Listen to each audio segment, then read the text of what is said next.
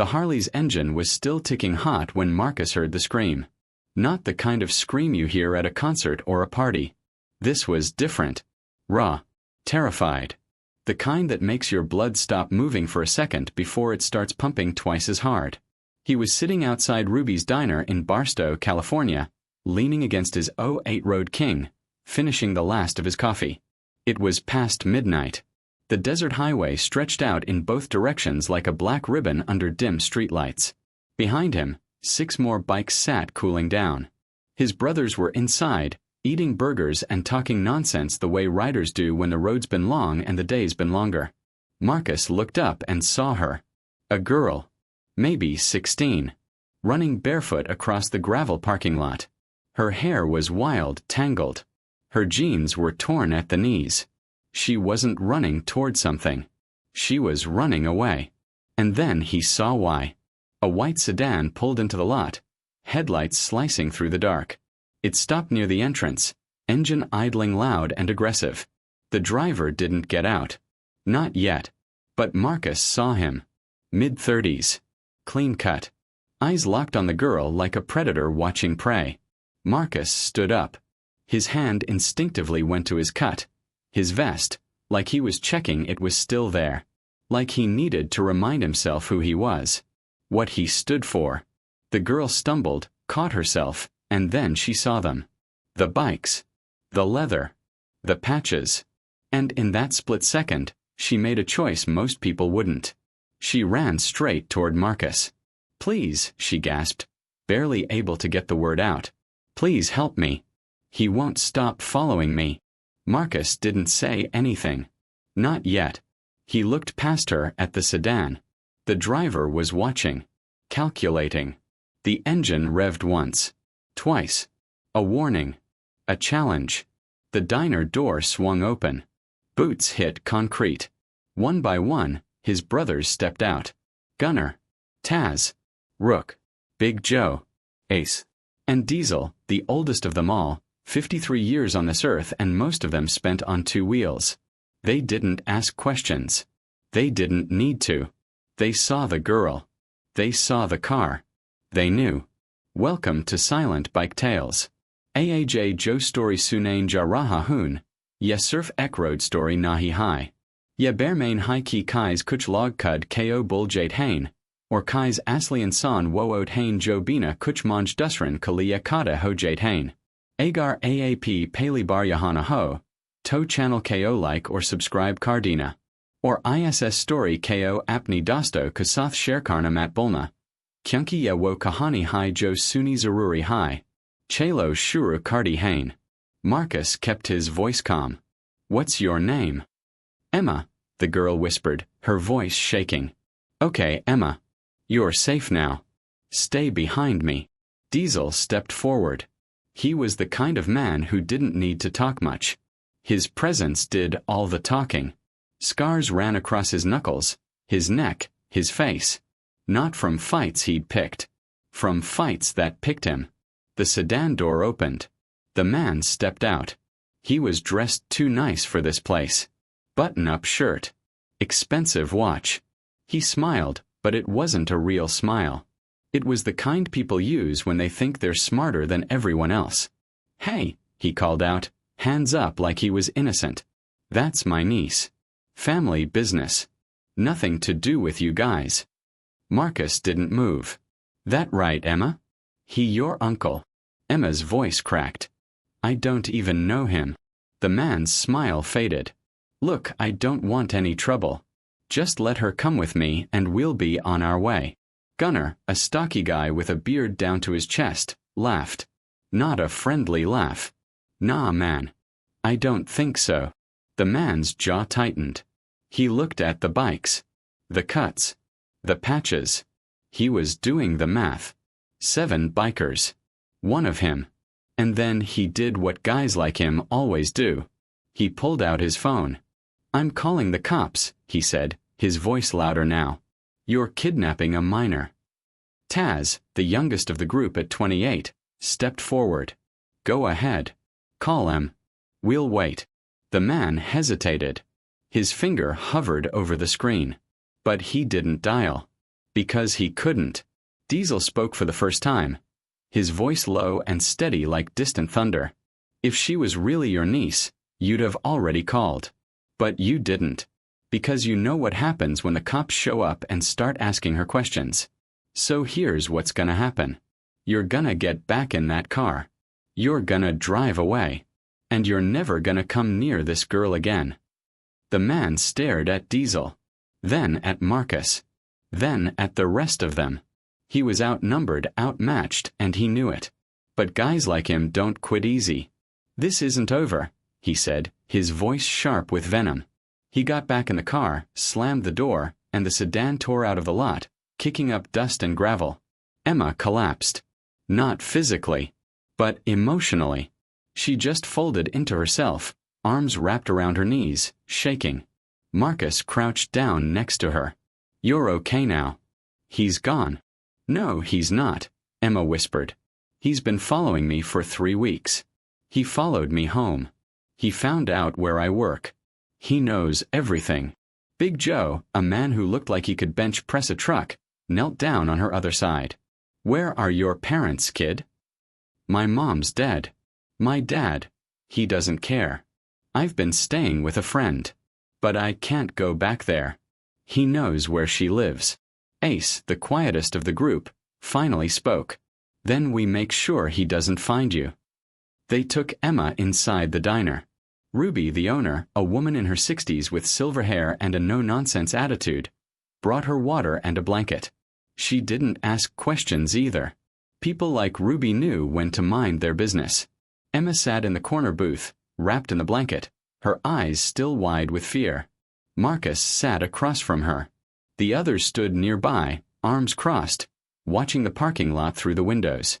Tell me everything, Marcus said. Emma's voice was small. It started at the gas station where I work. He came in one day and just stared. I thought it was nothing. But then he came back. Every day. Twice a day. He'd buy something small, just so he could stand there and watch me. Then he started showing up when I was leaving. He'd follow my car. Once, he blocked my driveway. I called the cops. They said unless he threatens me, there's nothing they can do. Marcus felt his jaw tighten. He'd heard this story before. Too many times. The law was supposed to protect people. But sometimes it just got in the way. 3 days ago, Emma continued, her voice breaking. He showed up at my friend's house. He knocked on the door. When her dad answered, he said he was my cousin. But we don't have any cousins. That's when I knew I had to leave. So I grabbed my stuff and started driving. I didn't even know where I was going. I just kept driving until I ran out of gas. And then I saw his car behind me.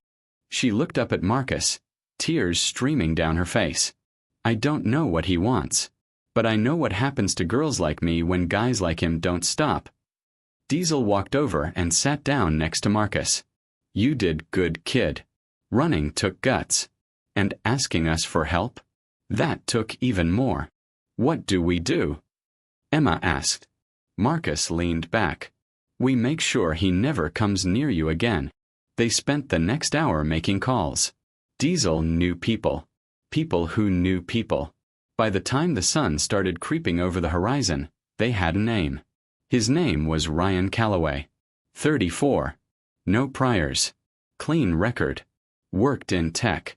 Lived alone in a condo 20 miles outside Barstow. Gunner looked at Marcus.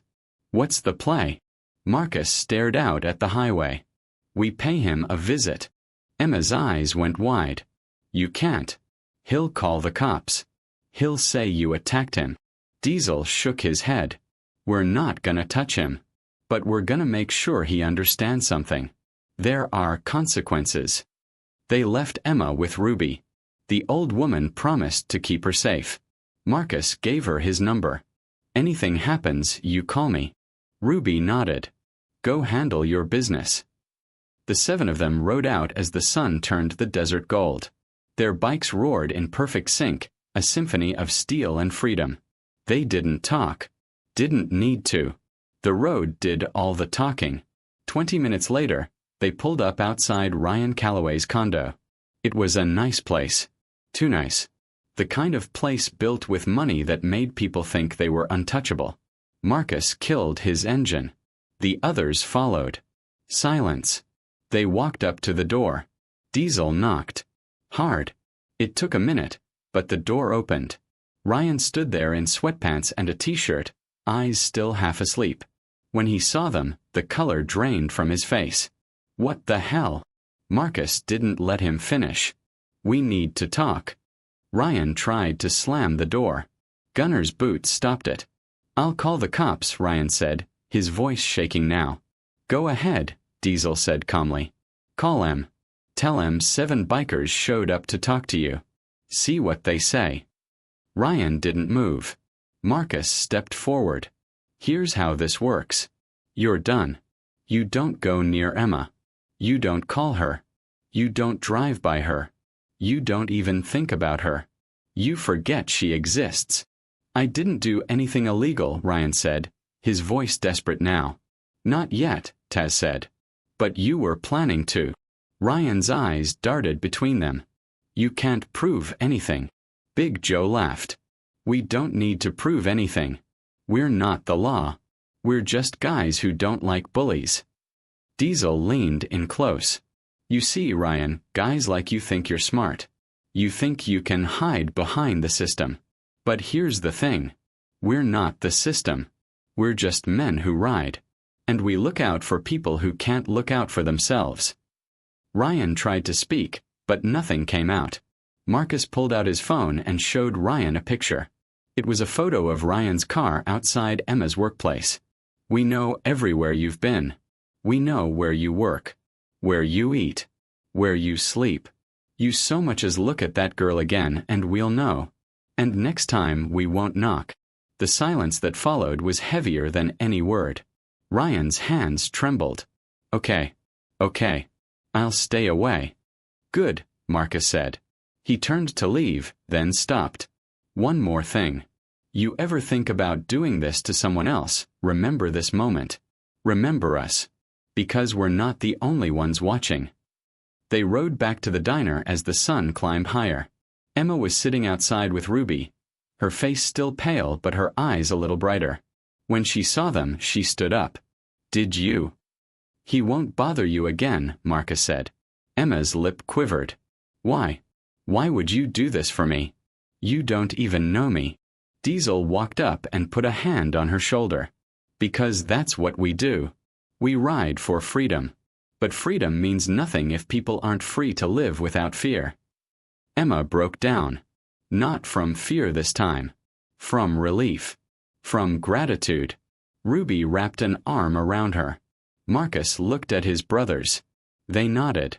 No words needed. They stayed in Barstow for 2 more days. They made sure Emma got set up with a safe place to stay. They connected her with people who could help. And before they left, Marcus gave her one last thing. His card.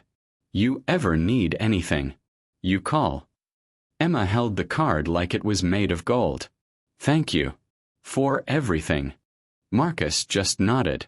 Then he got on his bike, kicked it to life, and rode out with his brothers into the open desert. The road stretched ahead of them, endless and free. The wind was warm. The sun was high. And for a moment everything felt right. Because that's the thing about bikers. They're not heroes. They don't wear capes. They don't ask for recognition. They just ride.